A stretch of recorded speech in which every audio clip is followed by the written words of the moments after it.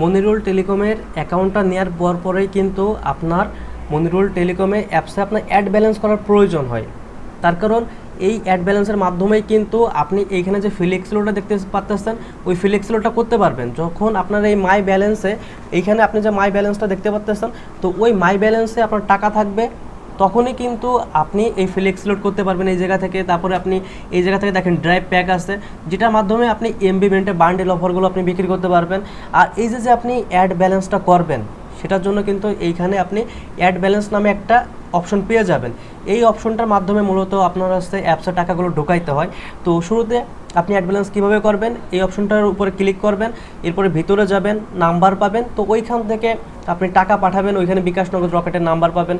আচ্ছা, তো এই ভিডিওতে আপনাকে জাস্ট অপশনটা দেখাই দিলাম। আর ভিডিওটা যদি ভালো লেগে থাকে তাহলে অবশ্যই একটা সাবস্ক্রাইব করে দেবেন, পরের ভিডিওতে আপনাকে আরও বিস্তারিত বলা হবে।